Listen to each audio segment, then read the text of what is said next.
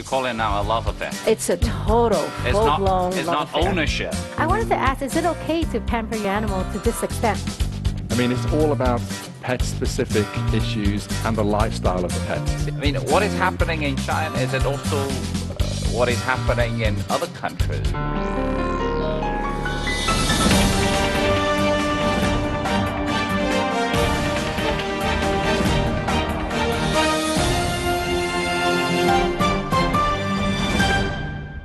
Hello and welcome to this edition of Crossover. I'm Ji Xiaojun and today I'm sitting with our new friends. First, we have our new host here. Welcome, Louisa. Thank you, and welcome to Crossover. I'm Louisa Lee, and you know, I'm super excited and super ecstatic to be joining the Crossover team and also to be your companion and yours for the days to come. The very first show. The first show, so I'm slightly nervous. Nervous, excited at the same time. Excited? Oh yeah, thank you. We have a new friend over here. Yeah, we could have forgot to introduce Taozi. She's Taozi. Yeah. She's Taozi. Well, it's pretty obvious what we are going to talk about today. We're going to talk about you, Taozi. It's going to be about you and your friends. Go. Good very girl. good, very good. So, it's pretty obvious what we are going to talk about. We're going to talk about, what do we have here? Pictures of a dog or of a cat, but it's all about pet animals in China. Yes. And we are now joined, sit. No, food is gone. Taozi. Food is gone. Okay. All right. Yeah, take your time. And we have to say now, welcome to our special guests. We have Mary, we have Tony here. Welcome to the show. Thank you. Thank you so much. So, can you tell us a little bit about your background? I am the founder and the Chief Executive Officer of the International Center for Veterinary Services. We're a full service and the first international standard animal hospital and pet care facility and humane animal welfare resource center that opened up in China in 2006. All right. Oh. Tony? I'm Dr. Tony Beck. I'm the co-founder of Doctors Beck and Stone, along with my Chinese partner, Dr. Stone or Dr. Shi. I'm our Chief Veterinary Officer. Do you have any pets yourself? I do. I actually have 2 dogs. They're not in Beijing. Oh, right. This one, and there's one over cute. there. This one? All right. Yes, I have a pit bull and actually a poodle. So, they're not the same one? No, they're different. These are different. Oh, come on. They all look the same, right? All right. Do you have any pets growing up? My wife, she always wants to have a dog, and now she's changing her attention maybe to some extent. Actually, she wants to have a cat too. I don't know why what makes her change her mind, but anyway, we still we don't have a pet animal at home right now so far. You will. Yeah, we're Probably. There's Yeah, plenty for adoption. by the end of the show, I'm sure we'll have a I dog grew up in the running United to your States house. and also Canada, so Yes. we're always in close proximity with dogs and cats. But you know, it's a totally different story here in China. Well, we say it's been changing, say, pet owning culture, if you call it a kind of a culture in China and Beijing, or in the countryside. They say things are now happening and it's a different culture compared to 20, 30 years ago, not to mention maybe centuries ago. What are your impressions? I mean, do you also notice the changes happening? I have spent the last 26 years in China, in Beijing, and really watching the entire industry. This entire dog, cat, pet, companion animal love affair that China's having with their pets it's mind-blowing. You call it now a love affair. It's a total, full-blown love affair. It's not ownership. It's gone way past ownership. I think, you know, the animals originally were all very utilitarian. They had a purpose, and you know, this country was very much based on livestock. And so all the animals had a purpose. You had farm animals. You may have had a dog that guarded your farm or your facilities. You had a cat that caught mice. And basically, these animals all lived outside. They were part for functional purposes. Yeah, they were very functional. Now, you know, the animals come into our hospital. They're in our homes. They're in our beds. We sleep with them. And Chinese New Year Day, everybody walks their dog early in the morning on the first day of Lunar Why New Year's Day? Well, Lunar New Year, you're supposed to get new clothing. So you wear red, right? So you wear for the red pets, silk jackets. Yes, I get up at 5 a.m. on Chinese New Year Day every year, and I take photos of all the people with their bright red silk satin jackets and their little white Pekingese dogs with their red silk satin jackets as well. It's one of my favorite things to do here. So what have you noticed? Well, I mean, from a medical perspective or a treatment perspective, I would say, I don't know if you would agree, Mary, but going back in 2006, 2007, you were getting the first generation of responsible pet owners. Okay, people who would go sort of treat their pets like family members and do anything for them. Okay, now 10 years on, we're moving on to the second generation pet owners. And so the difference between the first generation of responsible pet owners and the second generation is that there's more experience about how to treat your pet and an understanding of Western medicine and the ramifications of that. We even have the first generation pet owners and second generation. So right now we're the second owner. Well, that's what I would say. Mary, would you kind of agree? I know would going agree, back yeah. in the villages, there's been lots of dogs, but they're like sort of running around and they're utilitarian. That's right. It's an excellent description. Right. But then sort of people brought the pets into their homes, brought dogs into their homes, into their beds, into their couches. Feeding them with human food. Or Yeah, dog and food. sort of, and so initially there was this whole first generation of really just treating dogs and cats, or dogs specifically, as a family member, which on one hand is a wonderful thing, but on the other hand does lead to a few issues. I mean, this is interesting because when we talk about owning dogs in China or anywhere in the world, we must trace back thousands of years. I mean, dogs are supposed to Agreed. be the best friend Friends, of yeah. human Man's being, best friend. right? Yeah. To guard your house, and still so, very much so in the countryside in China. Because when I was little, I still remember, not my house, not my family, but some neighbors, they own dogs, and they wouldn't call it a pet. It's a dog. It's just a dog, right? And they eat whatever we might have left over from our dinner for human beings, or sometimes they would just wander around and find their own food, no matter what that might be. So that's more like first generation owners, right? Even for pre-first generation. Pre-first generation. Now we're buying dog food for our dogs. We're starting to. What we've learned, if you look at originally, when after the Cultural Revolution, when people started to, the country 40, 50 years ago. we started to have dogs again, right? They were banned from a lot of cities for a very long time. For hygiene reasons? For rabies control. Okay. Really for rabies control. Beijing had a ban from In the 1983 80s. to 1993. And, they banned dogs because of the rabies risk. And the primary vector for rabies in China at that time and today is still the canine population. It's the dogs. So between 1980 and 1990, there were more than 50,000 documented deaths from rabies among humans in China. And it was mainly from dog bites. So there was a very practical public health reason. So at that time, people didn't really have dogs. There were bans in many cities, Beijing being one of them. But the dogs that you saw were loosely owned village dogs. Each dog probably had a home. If you ask around, like, oh, whose dog is that? That belongs to the Zheng family, that belongs to the Li they're family. just kind of wandering but they would around. wander around all That's day right. long, and they would eat at various places. And you just fed them whatever was available from the home. But we didn't have this tradition of like providing for them, making sure they had 3 meals a day, square meals a day.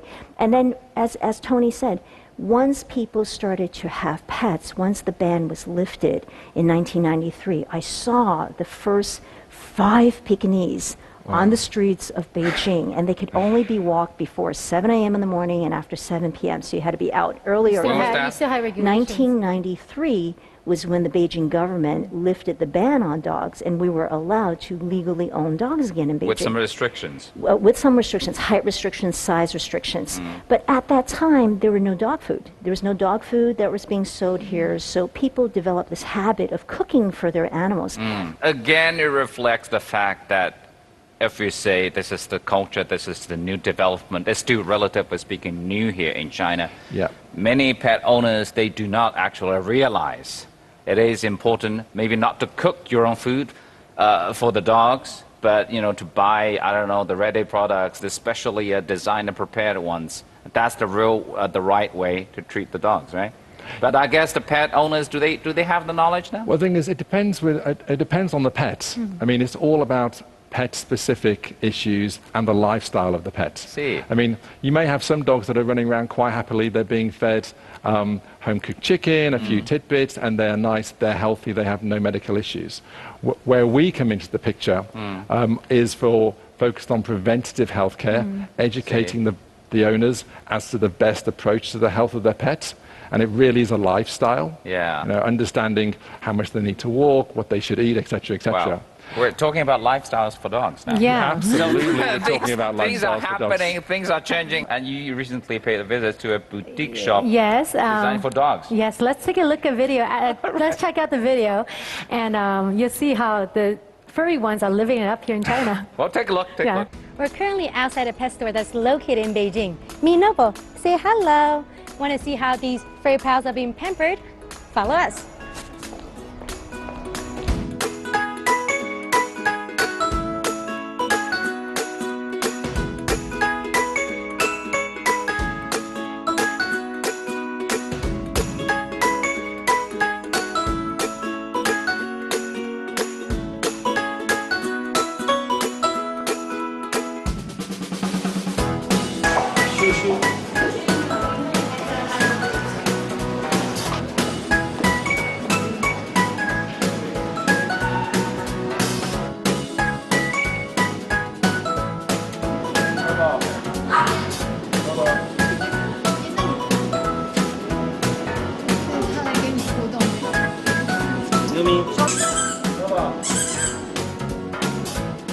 From hitting the waters to snapping fashionable photos, the growing trend of pet pampering across China is becoming more and more popular. What a great life. What a noble dog life. So I had a fun day, can you tell? You did. I'm a bit jealous of the poodles, hairstyle. And all the treat they Well, got. I tried today. Look at my big hair. But did you ever send your dogs to any Well, place like not the that? big dog, but this one. Actually, my parents, he goes to hair salon. He gets his, fur trimmed. I wanted to ask, is it okay to pamper your animal to this extent? Put Is them in it too strollers? much? Is it too much? Are they being spoiled? I like Mary starts I mean, and then... there's a limit to everything. I think what we have to be careful about is to start to project a lot of human qualities onto our dogs. They even have Right? That's what I would do. designers' outfits, right? Listen, I'm a gal. I love a little bling, just like all other gals, right? And we do see, fancy collars and jackets and things. But again, sometimes it can also be a source of irritation or discomfort if we do too much, right? So we have to strike a balance. But I will admit, we do have a tremendous culture of grooming here in China, much more so than I'm from the States, I'm from New York, Tony's from the UK. I think much more so than we see in our home countries, especially the white dogs, like the pure white dogs you see. We have owners that just want to keep them pure white. They want to keep the little Bichon Frises with the poofy styled hairdo. It's a point of pride. It's a point of love. It's a point of being able to take good care of the animals. But I do think we want to be careful about not overdoing it because it can cause, dry Medical skin issues. and medical issues, Tony? which I think Tony will talk about. I mean, I think the sort of regular grooming, because the environment here is very different, is either very hot or very cold, it can be dusty. And it's the same we find in Hong Kong and in Singapore. People culturally groom a lot more. Here, they're very passionate about it. And I mean, I have no issue with them grooming or dressing up their pets. The only concern that I have is whether it reflects how they view that pet. We want you to view it as a family member. We want you to love it. But dogs need to understand where they are in the picture. And So they love need it to, in a proper way. Yes. I mean, in some respects, you do need to remember they are animals first. Okay? They're pets, but they are also animals. What about this? I mean, obviously, from your description, the industry is booming, is developing so quickly, even beyond your imagination, maybe 10 years ago. Yeah. What is happening in China? Is it also what is happening in other countries? First of all, the industry overseas has been around for a lot longer. Sort of the medical veterinary profession started in the US post-Second World War, so there's 70, 80 years worth of both treating pets either as animals or medically or grooming them. And so there's also that sort of, so in here in mainland China now there's real passion about something that they've just started to understand. Experimentation would be the wrong word. They're sort of trying things out. Or could we groom? Should we paint our dog pink? And then they go to the vets, and the vet's like, well, hey, painting your dog pink every week may be causing some skin issues. So they're like, well, okay, I like pink, but maybe I'll let my dog be its normal color for most of the year and just get a paint at Christmas time. You know, it's sort of that experience, because they want to try new things. They want to sort of make their pets look wonderful. But on the flip side, yes, leads to skin issues, et cetera, the dry hair, and other things like this. Since you mentioned vets, we actually are going to have a discussion on that regard. So we'll take a break first, and when we come back, we'll continue our discussion. Today we're talking about pet culture. Yes. And for more information, check out the links below. We'll be right back. I think the problem has changed nowadays. People don't ask why anymore, at least in Beijing, but people will ask, is it really necessary? People have realized, okay, it is important to spay or neuter my animal, but they're not sure. 桃子 give me your paw. Let me feel your pulse. Let me feel your pulse. It's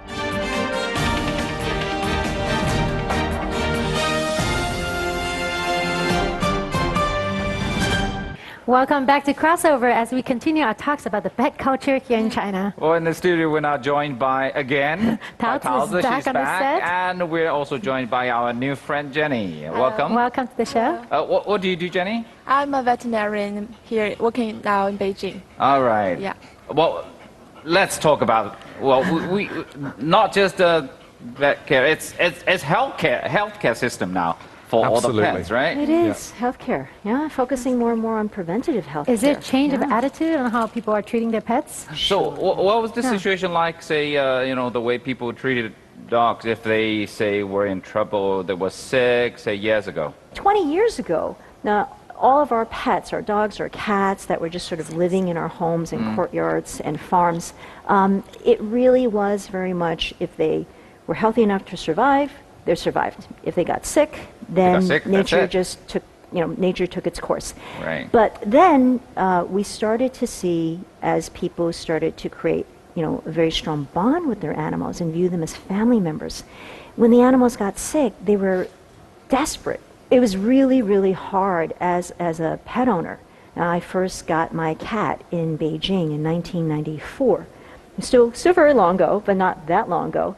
And there was really no place to take my cat. I remember being absolutely desperate, searching for an animal hospital that could treat small animals, dogs and cats. And I finally found a hospital, but it was for, there was a horse and a sheep standing out front of it when I found this building, and I wandered in. And my cat had gone into heat and was screaming her head off. And neither of us had slept for about 12 days. And I desperately wanted to have her spayed. And it was almost impossible. And when I finally found the hospital, I said, I want to spay her so she doesn't have babies and she doesn't keep going to heat. And the question to me was, why? So it was just such a completely different world. Good question. And even 94, remember that's 1994. So this was not that long ago, but now we've moved on, and now it's about people are starting to come in. We're starting to get phone calls about. So, Jenny, do you also get questions like that? Things like why? I think the problem has changed nowadays. People don't ask why anymore, at least in Beijing, but people will ask, is it really necessary? People have realized, okay, it is important to spay or neuter my animal, but they're not sure. What are they not sure about? They're not sure about the advantages and disadvantages of this procedure, but people realize, okay, this seems to be something we need to do as a pet owner.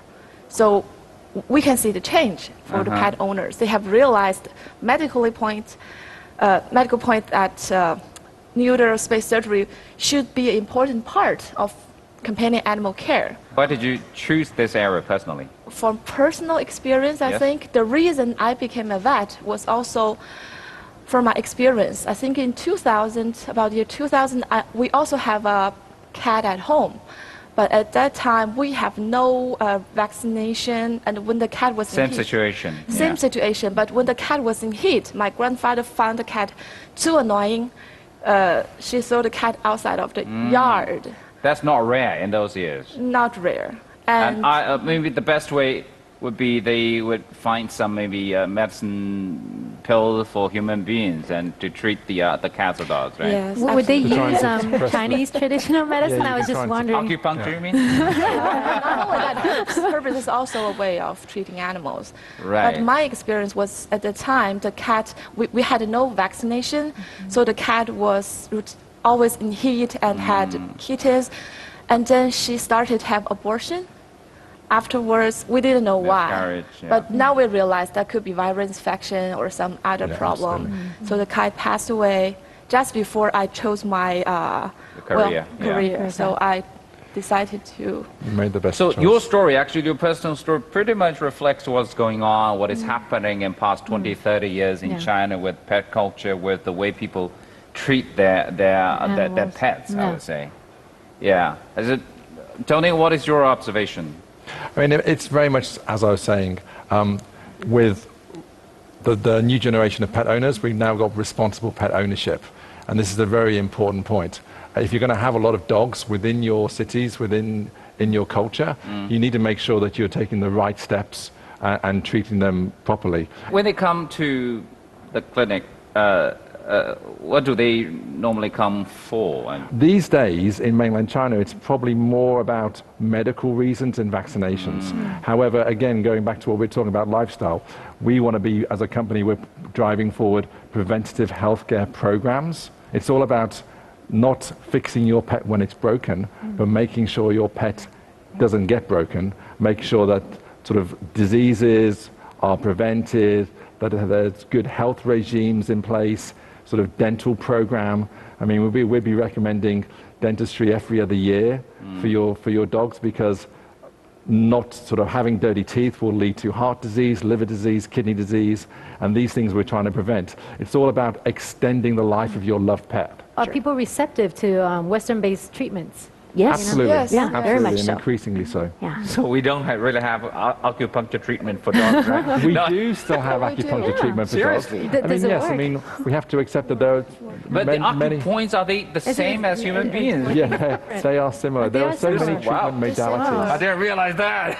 Nowadays in the States, the Chinese traditional medicine is so popular, and we just finished a Congress of Veterinary Medicine in Beijing last month. All right. I think, yeah. it- So next Yeah. time when you walk into a clinic, it would be, hey, 桃子, give me your paw. Let me feel your pulse. Yeah. Let me feel your pulse. it's a little bit different, because Right. if you want to treat your animal in a with traditional medicine, the theory actually is another structure. So it is a little bit confusing combining Western medicine And- with traditional medicine together. That is So it confusing. has to be separate. That right? should be separated. That's But that works. unique for the Chinese pet owners or not. I mean, is it like international practice to have different ways of treatment? Yes, I mean, Yes. absolutely. There's, Yeah. it is And definitely it's much. China. integrative medicine. Yeah. All right. We offer both. So what are these? This is a tooth, I guess. Actually, though that is a model for human being, but for me, that's a very helpful tool for client education to tell them what is going on for the teeth problem. Because for us, we have cavities. This is the appearance from healthy tooth. Right. This shows how a cavities look like. So we have basically the same style of teeth. And Similar anatomy structure, All but right. for human being, we have cavities, like for children or Yeah. older people. Yeah. For animals, we call it periodontal disease. That is a problem between the tooth and the soft tissue here. You're holding something there. Oh, Yes, that- yes. So there's- What are they for? well, an essential piece of veterinary equipment, listening to lung and hearts. Yes. Okay, so The same basically. equipment we use and we apply to human beings? Or? Yeah, absolutely, absolutely. I mean, sort of all clients worldwide, but especially in mainland China, they're expecting human-level care. All right. Put them on this way. I also ordered way. the one for Need baby. Yeah, pulse this way. to be here. No. Yep. See yourself. I think your heart rate is. I think you're alive and all good. I didn't hear it, actually. Anyway, so what about this? I mean, do you get complaints by people who might not be that animal loving? Well, an experienced clinician needs to be able to connect with their clients and the people that they work with. And so you have to understand the different perspectives of the clients. Okay, so there is always a line that you may need to draw.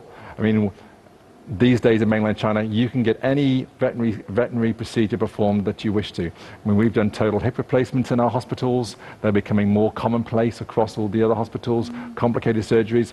But yeah, you have to understand how far should we go, and are we in any way compromising the welfare of the patient? No, what I'm saying is, I mean, because China is such a vast country, and there is still that imbalance of economic development. Some probably say, hey, what are you doing? You know, why don't you spend the money on human beings? Do you get that? I get that. We need more people to realize one conception is called the human-animal bond. Animal, there exist, help us to live a better life. There's the value of animals. So if we take care of the animals well, we are bringing benefits to there us are reports also. that they say that kids who grew up with animals are actually happier kids. Yes, You grew up and with also Yeah, I grew up with kids. I'm very happy. and also Yeah. divorce rate is also lower.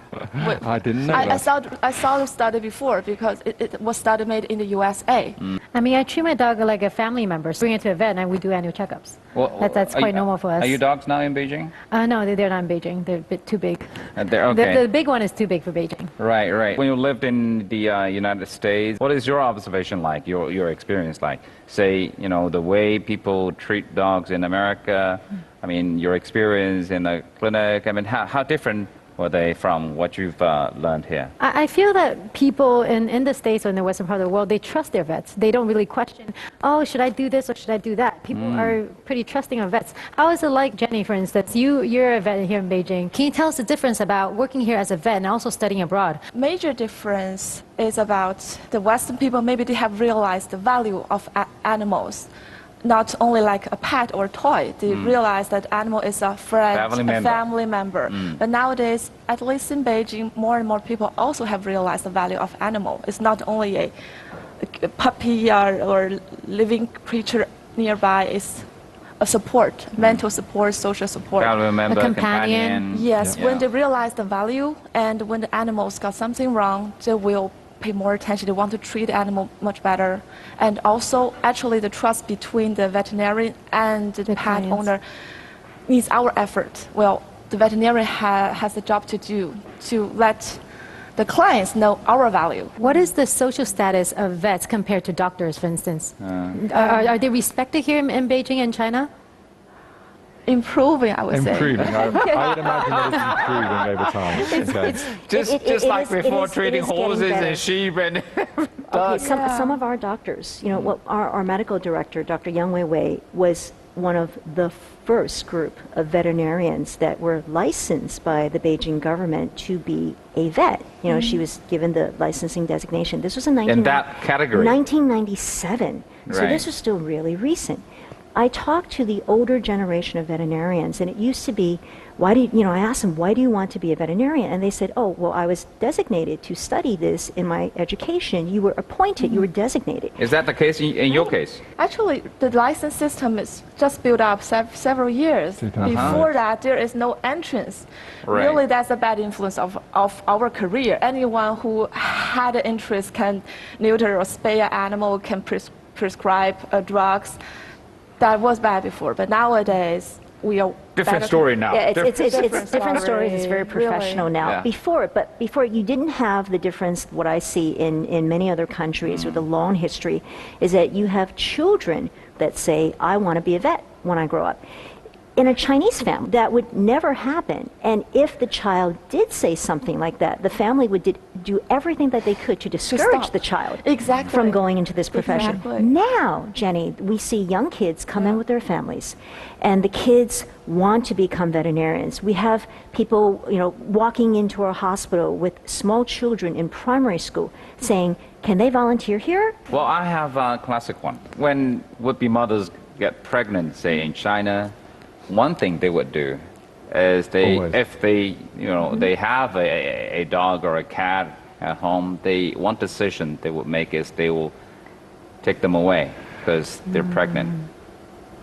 They have worries about the hygiene situation, about getting infected by, I don't know what kind of diseases they might have. Well, it's our responsibility as vets in the culture to educate them that this is not necessary. No? I mean, cats can give toxoplasma, okay, but all cats actually have toxoplasma, but they only excrete it when they're kittens.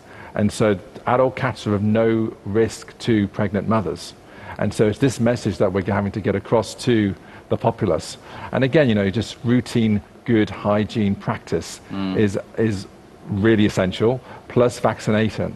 And so there's no need to be taking these steps, but it's a question that we get asked quite commonly. But one point is that maybe we shall work with human doctors, because some clients will say, my human doctor told me throw your cat or dog away. So we are trying our best to educate our client, but they trust more their human doctors. Right now, there's a big movement worldwide for something called One Health. It used to be very, very separate, animal health and human health. And I think China is still very separate. Animal health care in China, the veterinary hospitals that are here, our mission, if you ask the government, is to prevent infectious diseases. From the human perspective, it is all about how can I help my dog, cat, rabbit, whatever pet, live as long as possible so they can be a member of my family because we love them. One of our senior surgeons, Dr. Sun, just had a baby. Okay, so her baby is now 4 months old. She had 2 cats before her pregnancy. She had the cats in her household the entire time. And I asked her, did your obstetrician, tell you and have the talk with you about getting rid of your pet? She said, of course. And that is something that we still see very much segregated. The human healthcare and the animal healthcare systems have not started to talk about One Health. We need to work together to be able to prevent emerging infectious diseases, to be able to prevent, diseases that we can get from the animals to the humans. Is that the practice in other countries? It is in most of the countries with a longer tradition and history of pet ownership. Okay. Would you agree, Tony? It's developing. I think it's not as consolidated as we might like.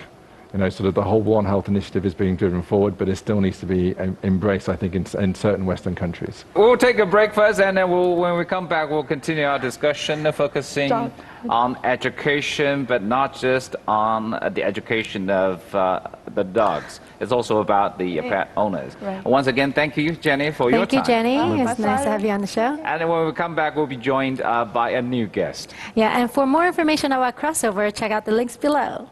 The only trick that I can see with many dogs in Beijing is the dog owners would say, hey, stand up and do bow.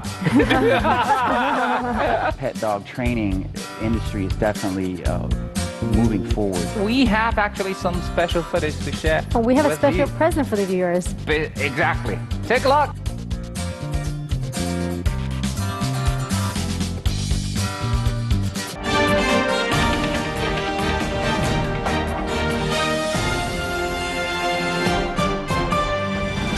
Welcome back to our discussion, and we're now joined by our new guest, Dennis. Welcome. Welcome to the show. So what do you do? Do you have a training center here in Beijing? No, I don't have a training center. Most of my training is done in-home.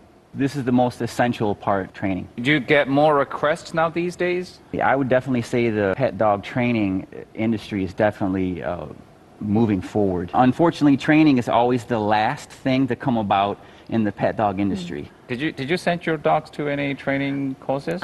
We tried it once. Actually, he needs behavior correction, but the thing is, because he's old now, so we kind of let him be. I wanted to ask, when is a good age to start training your dog? Best age is puppyhood. As soon as someone gets the dog. What if you adopt a dog and they have behavior problem? They're aggressive or they're not potty trained. Is it fixable? Absolutely. It's all about us and about training. So it's about more rehabilitation at that stage. People say that, dogs can't learn new tricks. Yeah, I guess that is false, right? Absolutely. That's an owner statement. I guess many pet owners, they might have that confusion whether they need the training for the dog. Second, whether it's too late or not. The third question might be whether the dogs might behave with the dog trainers around, but if they come home, do they do the same? Yeah. We actually have a video to show you. Take a look. Okay. It's always been something that we wanted to do, to own a dog and to have a dog as part of our life. It was a terrifying sort of moment before deciding to get a dog, and especially I think a Shiba Inu. They are of a combative kind. They're very active. That sort of, created this sense of potential fear that, we might be getting a dog that we might not be able to handle. So that's why we sort of decided to find a trainer early on. We're not very used to training dogs. To us, used to mean yelling at dogs or like being not so nice to the dog sometimes just so they can be trained. So we were worried about that aspect. We didn't really know when problems were problems. They could develop from very early on, and was just worried that, some bad habits might stick. She used to think that the sofa is her home.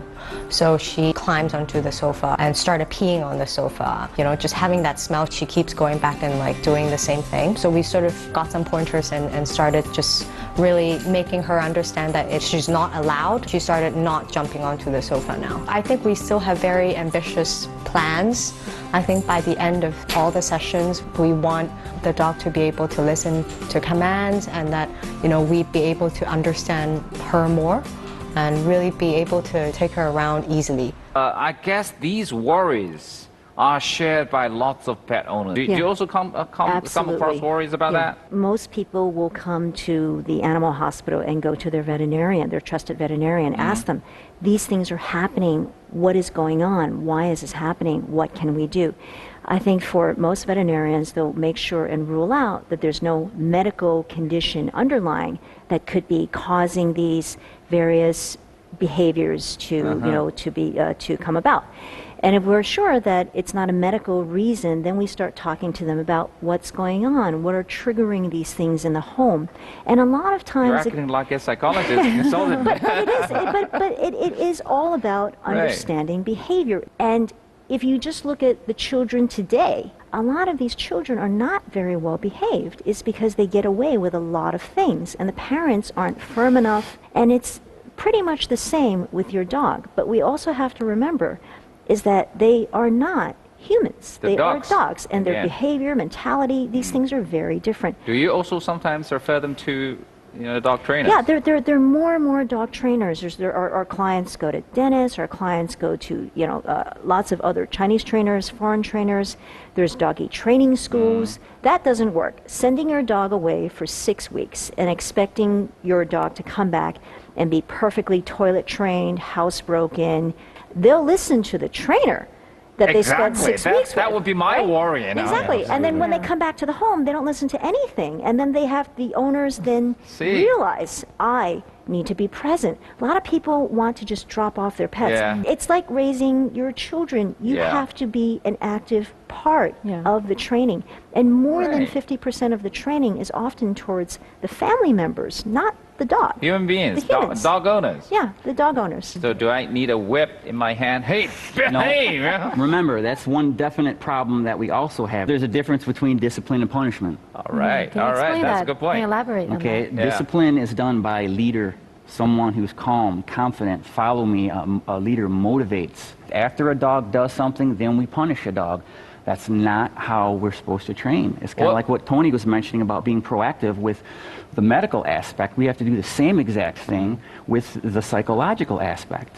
If that is one misconception maybe Chinese dog owners might have about dog training, what are the others? A lot of people don't understand the importance of puppy training. And it's not just a China problem, it's a worldwide problem. Well, I want to ask, is it okay to humanize our dogs? I mean, our little, this one actually, he goes on the table all the time. On the table? On the table. He's a table dog. Is that okay, for instance? Well, again, a lot of people get that question about, I get that question about tables and about couches and about beds. So it's not really about the individual issue that the dog is doing, it's about the dog's overall behavior. So if we have an obedient dog, there's no big deal if the dog gets on the table as long as the dog is not licking our coffee mug. How long does it take for one session? I get that question many, many, many times. It depends upon the case. It's just like going to a psychologist and asking a psychologist, I have this particular behavior, how long will it take till I fix it? So business-wise, there's huge potential in there. Potential. In the United States, we have about 70 to 75 million dogs. How about in China? How many dogs we have here? nationally, we estimate about 130 to 150 million dogs, right, as a nation, and that's not that much considering the size of the Chinese You population. mean registered ones? No, these are not registered. This is just total number of Okay. dogs in China. Right. The number of registered is a fraction of that. It's a very, very small Yeah, we number. can understand that. Yeah. No, well, I mean, to train a dog not only to behave well actually at home, sometimes they can even attend international tournaments. Take a look. 其实在中国，就是飞盘狗运动呢进入到中国的话，这个时间差不多有6、7年的时间。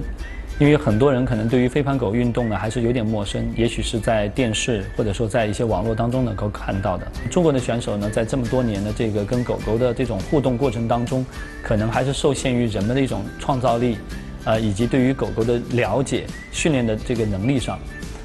在6、7年前吧，中国的选手到美国去参赛的时候，可以说成绩是非常差的。但在最近的2年的时间里边，中国的选手发生了很大的变化，甚至是有会武术的选手，有武术功底的选手，有街舞功底的选手也参与进来，他们就是也会设计出很多他们自身有特色的一些动作，然后跟狗狗的进行了很多完美的配合。当然，我认为从整体的状态上来说的话呢，中国还需要有很长的路要走，因为从原创的角度来说的话，中国的选手在这方面的能力还相对来说会弱一些。我相信，其实这些是要源于生活当中跟狗狗的那种默契，跟狗狗之间的那种配合的程度，其实这个才是我们所需要在舞台当中去表现出来，在赛场当中要去表现出来的。在这个过程当中，我发现这个运动不仅仅是就是说是一个非常炫酷的一种人跟狗狗的一种我们说称之为表演跟展示，它其实也是一个人跟人之间相互交流一个非常好的平台。Wow, I impressive. love the pictures, Yeah. especially in the sunset scenes. I mean, it's Yeah. just perfect. The Just dog great. has some tricks up his sleeve, first sleeve. Well, Right. that's actually a world championship being held in Nanjing, though. But like he said, it's still something new. Not that many people, dog Yeah. owners, would Train their realize dogs, there yeah. is actually a tournament like that. This is a world championship, you know? Is it getting bigger? You're starting to see, we have a lot of people who contact us and ask us about, are there cat fancier association, which there is in China right now, and also dog, championships or competitions for both breed and appearance and also for ability or agility. Yes. So we have more and more Chinese families that are contacting us and asking us about these types of competitions. Yeah, the only trick that I can see with many dogs in Beijing, it's the dog owners would say, "Hey, stand up and do bow." That one, but that's cool. I mean, for the owners, Yeah. probably they would like to see their dogs do some tricks. Tricks, yeah. That'd be fun. We take pride in ownership. We show off our dogs and we show off their tricks. That's what we do. What tricks do they do? Bow. My dog knows how to bang bang, What is that? play dead. That's pretty good, Or no? handshaking, Yeah, right? handshake. Handshaking, Handshake is the rolling basic, around. right? Yeah, things like that. But anyway, I mean, today we've been talking about pet culture in China, all these changes, how the industry's been developing. Yeah. So I guess after watching this episode, people might get the impression, say, we have a huge population of dog owners here in China, and the industry is booming. Well, once again, thank you for coming, and thank you for your stories and your insights. Thank you all for doing the Congratulations show. to you. I know, my first show ever here. All right, on what'd you CCTV. think? It was fun, and I love dogs, so it was an amazing show. Thank you guys for being here. Tell you what, this is just the beginning. I know, right? They leave the fun part in the beginning. We'll Right. see. And don't forget, we have to send our Christmas greetings. Yes. actually. Merry Christmas to all of you at home, and Merry Christmas to you guys. Yeah, Mary, you're wearing the right color. We're not. But anyway, we send our seasonal greetings to you. Merry Christmas. And to end the show, we have actually some special footage to share. Oh, we have a with special you. present for the viewers. Exactly. Take a look, and see you again next time. See you guys. Bye-bye. Bye-bye.